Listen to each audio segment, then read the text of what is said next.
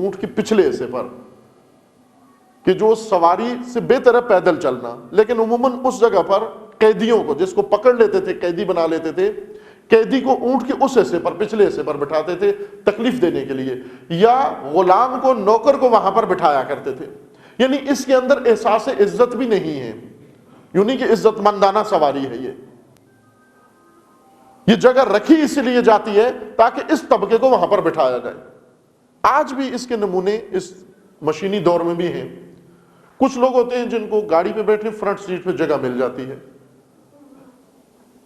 عموماً آپ دیہاتوں میں دیکھیں، یہاں بھی ہوتا ہے، کچھ بس کی چھت پہ چڑھے ہوتے ہیں، کچھ بس کے پیچھے۔ کراچی میں تو ہر طرح کے منظر موجود ہے، دیکھنے کو ملتا ہے کہ کچھ ٹرین کی چھت پہ بیٹھے ہوتے، کچھ کو ٹرین میں سیٹ مل جاتی ہے، کچھ کو ٹرین میں سیٹ نہیں ملتی، میلوں کے اوپر جانے کے لیے چھت پہ چڑھے ہوتے ہیں، اور کچھ ٹرین کے پیچھے لٹکے ہوتے ہیں۔ یہ جو ٹرین کے پیچھے لٹکے ہوتے ہیں سب سے زیادہ سختی میں یہ ہوتے ہیں کہ موسمی اثرات بھی انہی پر پڑتے ہیں، گرم اور سرد ہوائیں بھی انہی کو تکلیف دیتی ہیں، جان کا بھی انہی کو خطرہ ہوتا ہے، اور آرام و سکون بھی ان کو نہیں ہوتا، اور جس جگہ کھڑے ہوتے ہیں وہ جگہ کوئی آبرومندانہ بھی نہیں ہوتی۔ آج اپنے زمانے مشینی دور میں بھی آپ فرض کر سکتے ہیں یہ محاورہ جو حضرت نے بیان فرمایا تھا، یہ کنایہ ہے، یہ محاورہ ہے، یہ استعارہ ہے۔ حضرت نے فرمایا کہ میرا حق مجھے نہیں دیا گیا، لیکن میں حق سے دستبردار نہیں ہوں گا، اور ان کے ذریعے بھی حق نہیں لوں گا۔ ابو سفیان کے ذریعے حق نہیں لینا، شورا میں ہاں کر کے حق نہیں لینا، بلکہ میں اس شتر کی پشت پر بیٹھا ہوا اور پچھلے حصے پر بیٹھا ہوا اس اندھیری رات میں اپنا سفر جاری رکھوں گا، اس وقت تک جاری رکھوں گا جب تک مجھے میرا حق مل نہ جائے۔ یعنی میں تمام تر سختیوں کے باوجود، تنہائی کے باوجود، مشکلات کے باوجود، ساتھیوں کی کمی کے باوجود، تمام تر ناروا سلوک کے باوجود اپنا سفر جاری رکھوں گا۔ یہ حق تک پہنچنے کا علوی طریقہ ہے عزیز من۔ اگر تمہیں تھانے میں بلا کے کہا بھی جائے کہ یہ حق تمہیں دیتے ہیں، اگر تمہیں عدالت میں بلا کے کہا بھی جائے یہ حق تمہیں دیتے ہیں، اگر آج علی ہوتے اور یہ عدالتیں ہوتی، مجھے بتاؤ آج علی ان عدالتوں میں سے کسی عدالت میں جاتے، کسی جج سے جاتے اپنا حق لینے کے لیے؟ پھر ہم کیسے اپنے حقوق لیں؟ ہم نے یہی مشکل ہم نے پیدا کر لی کہ ہم نے علی کی حکمت چھوڑ کر دنیا کی حکمت اپنا لی، حکمرانوں کی حکمت اپنا لی۔ علی کی حکمت کیا تھی؟ علی کی حکمت یہ تھی کہ تم اپنے حقوق کا سفر خود جاری رکھو، سختیوں میں ضرور رہو گے، زحمتوں میں ضرور رہو گے، تکالیف میں ضرور رہو گے، مصائب میں ضرور رہو گے، دستبردار نہیں ہونا، اپنے حقوق سے دستبردار نہیں ہونا۔ اس وقت تک یہ تکلیف دہ سفر جاری رکھو جب تک تمہاری تکالیف کا دور ختم نہیں ہو جاتا۔ ایک دن اس اندھیری شب کو دو جملے حضرت نے فرمائے، ایک میں اونٹ کے پچھلے حصے پر بیٹھوں گا، اور ایک اندھیری رات میں یہ سفر جاری رکھوں گا۔ کیوں اندھیری رات میں سفر جاری رکھوں گا؟ اس لیے کہ ایک دن اس اندھیری رات کی سحر ضرور طلوع ہونی ہے، اور ایک دن یہ شتر جس پہ انہوں نے غصب سے قبضہ کیا ہوا ہے، ایک دن یہ شتر اقتدار، ایک دن ان کے چنگل سے آزاد ہونا ہے، ایک دن یہ جگہ خالی ہونی ہے۔ نہ اس وجہ سے انتظار کریں کہ یہ مر جائیں، نہ، ایک کے مرنے سے دوسرا ظالم برسر اقتدار آ جاتا ہے۔ اپنی تگ و دو جاری رکھنی ہے، اپنی کوشش جاری رکھنی ہے، اس طرف جانے کے لیے اپنا سفر جاری رکھنا ہے۔ یہ حق کی طرف سفر ہے علی علیہ السلام کا۔ آپ دیکھیں علی علیہ السلام نے کتنی سختیاں برداشت کی، اولاد علی نے کتنی سختیاں برداشت کی۔ عزیزان من، ہم جو دعویٰ رکھتے ہیں شیعہ علی ہونے کا، علی سے پوچھ تو لیں کہ علی یہ اندھیری رات، یہ حالات ہمارے اور یہ مشکلات ہماری، ان میں ہم اپنے حقوق تک کیسے پہنچے؟ علی فرماتے جس طرح میں پہنچا ہوں، جس طرح میری آل پہنچی ہے۔ اگر ہم نے اس طرح حقوق لینے ہوتے جس طرح آپ نے لینا شروع کر دیے تو اولاد علی کربلا میں کیوں ذبح ہو جاتی؟ اس لیے ذبح ہوئی تھی۔ اگر یہ طریقہ ہوتا حقوق لینے کا،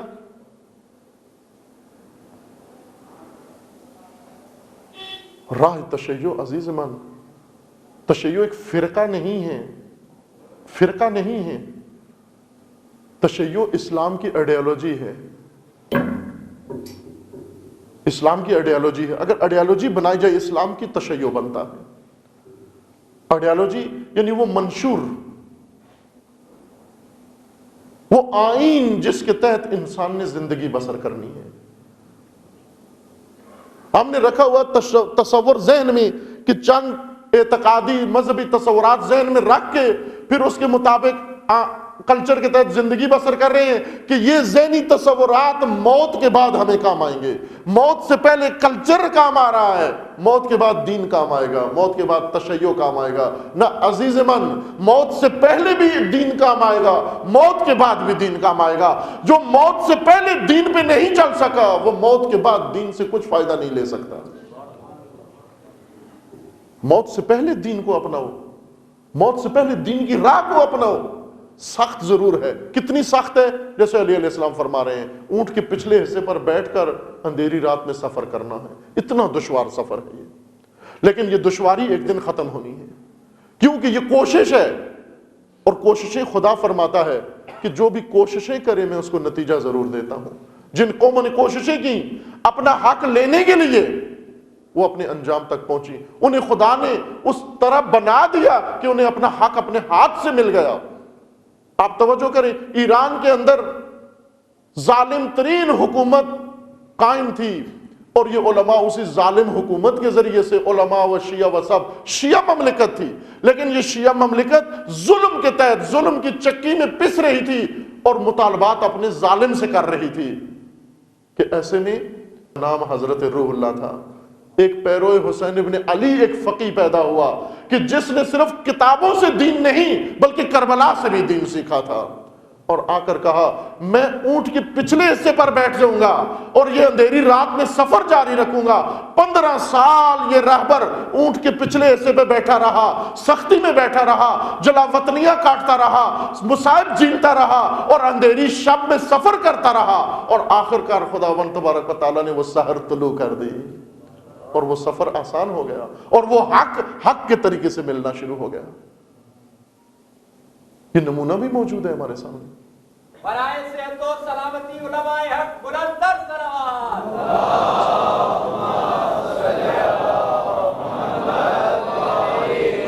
برائے بلندی درجات حضرت روح اللہ الخمینی بلند تر صلوات.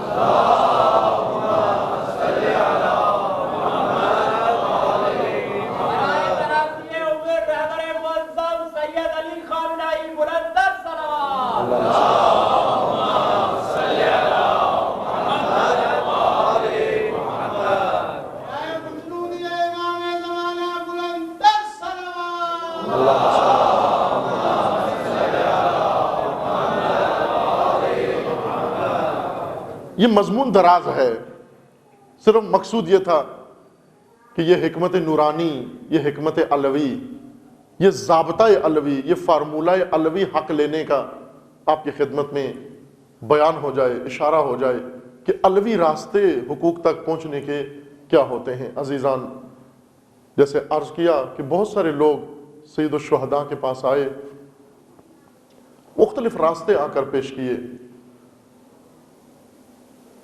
ایک راستہ خود اپنے بھائی نے پیش کیا، محمد ابن حنفیہ نے، جناب محمد ابن حنفیہ نے پیش کیا.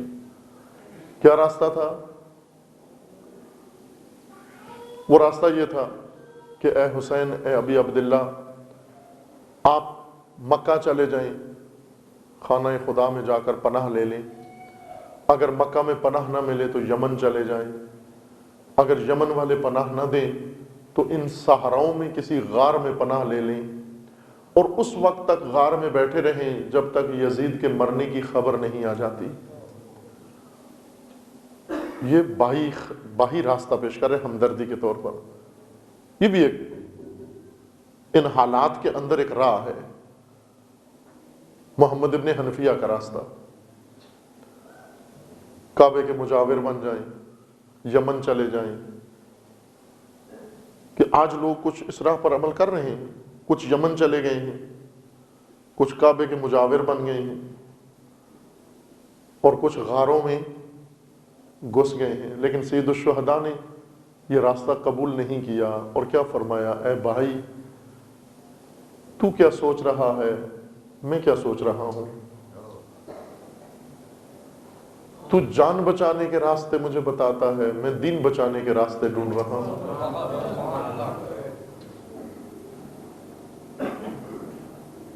تو اور وادی میں ہے، میں اور وادی میں ہوں۔ اور پھر اسی بھائی کو وصیت نامہ لکھ کے فرمایا انی لم اخرج اشرا ولا بطرا ولا ظالما ولا مفسدا انما خرجت لطلب الاصلاح فی امت جدی اريد ان امر بالمعروف وانهى عن المنکر۔ اے بھائی، میں اصلاح کے لیے جا رہا ہوں، امت کی اصلاح کے لیے جا رہا ہوں، امت بچانے جا رہا ہوں۔ میں خود کو بچاؤں، امت نہیں بچ سکتی، دین نہیں بچ سکتا۔ کچھ لوگ آئے مکہ میں سید الشہداء کو کہا کہ ہم مذاکرات کروا دیتے ہیں یزید کے ساتھ، آپ بیعت بھی نہ کریں گے اور یزید بھی آپ کو نہیں چھیڑے گا، فقط دستخط یہ ہو جائیں کہ یزید آپ کو نہیں چھیڑے گا، آپ یزید کو نہیں چھیڑیں گے۔ اس راستے سے بہت سارے لوگوں نے یہ راستہ اپنایا کہ نہ انہوں نے یزید کو چھیڑا نہ یزید نے ان کو چھیڑا۔ انہوں نے یزید کی بیعت نہیں کی، بہت سارے لوگوں نے نہیں کی۔ خلیفہ دوم کے بیٹے عبداللہ ابن عمر نے نہیں کی بیعت، آخر تک یزید کی بیعت نہیں کی، تو بعد میں پھر کر لی کسی اور کی، لیکن یزید کی نہیں کی، یزید نے بھی ان کو نہیں چھیڑا۔ عبداللہ ابن زبیر نے نہیں کی، عبداللہ ابن عباس نے نہیں کی، بہت ساری بڑی بڑی شخصیات نے یزید کی بیعت نہیں کی، یزید نے بھی انہیں نہیں چھیڑا، انہوں نے بھی یزید کو نہیں چھیڑا۔ وہ یہی راستہ بتا رہے تھے، درمیانی راستہ، وہ جو آج کل ہمیں بتایا جاتا ہے نا کہ اپنا راستہ چھوڑو نہیں، دوسرے کو چھیڑو نہیں۔ سید الشہداء کو بھی یہی راستہ بتایا گیا کہ آپ اپنا طریقہ چھوڑے نہیں، یزید کو چھیڑے نہیں۔ حسین نے کیا فرمایا، اس سے تو انسان دین سے ہی نکل جاتا ہے،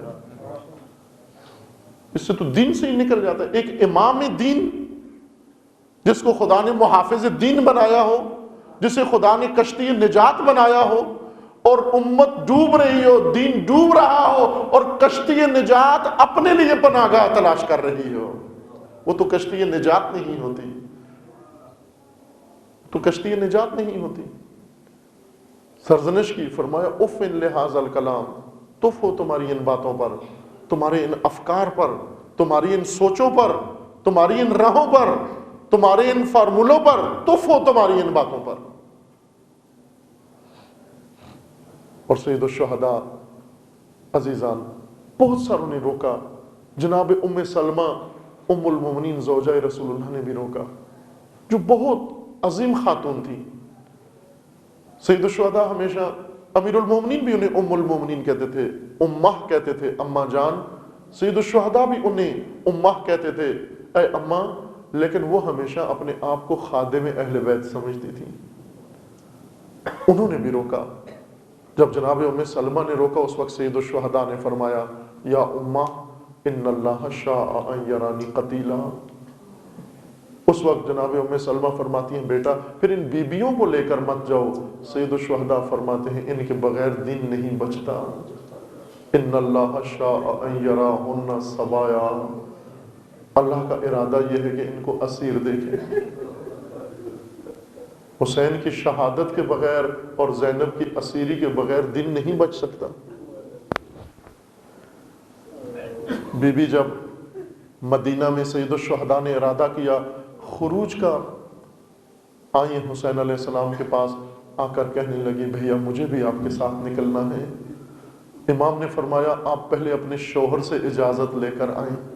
چلی جاتی ہیں عبداللہ کے پاس، عبداللہ آپ نے اگر مجھے روک دیا، میں شریعت کا حکم جانتی ہوں، شریعت کا فتویٰ جانتی ہوں، اگر آپ نے روک دیا میں رک جاؤں گی، لیکن اے عبداللہ یہ یقین جان لو اگر میں مدینے میں رک بھی گئی تو حسین کے بغیر زندہ نہیں رہ سکتی، حسین کے بغیر زندہ نہیں رہ سکتی۔ اور شب عاشور جب سید الشہداء علیہ السلام جناب سید ساجدین کو وصیتیں فرما رہے تھے امامت کی، بی بی سن کر کہتے ہیں بھیا ان وصیتوں سے لگتا ہے آج آخری رات ہے ہماری، کل جدائی ہو جائے گی۔ امام نے فرمایا ہاں بہنا کل ہماری جدائی ہو جائے گی۔ یہ سن کر بی بی بے ہوش ہو گئی، غشی طاری ہو گئی۔ سید الشہداء ہوش میں لائے اور ہوش میں لا کر فرمایا میری بہنا اگر آپ اس طرح سے بے ہوش ہوتی رہیں تو وہ کاروان جو عصر عاشور تک میں پہنچوں گا اس کو وہاں سے آگے لے کر شام تک کون لے جائے گا؟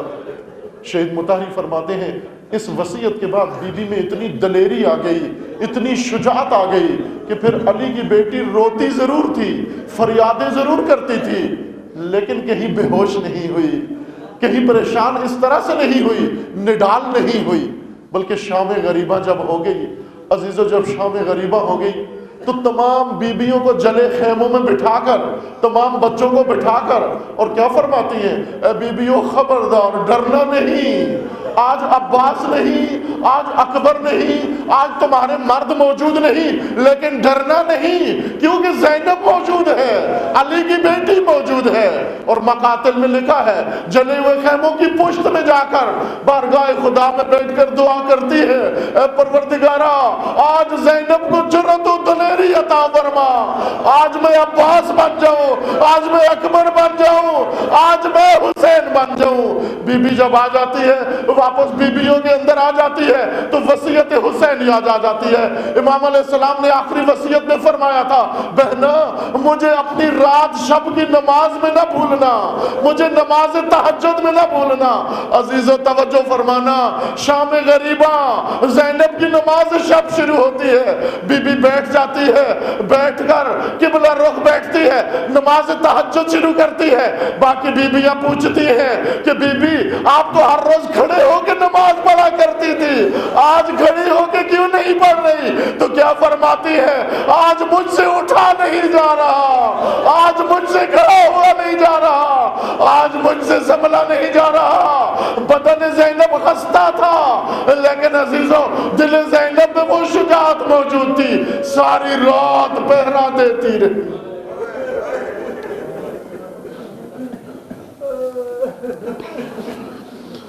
الا لعنت اللہ علی الظالمین فسیعلم الذین ظلموا ای منقلب ینقلبون۔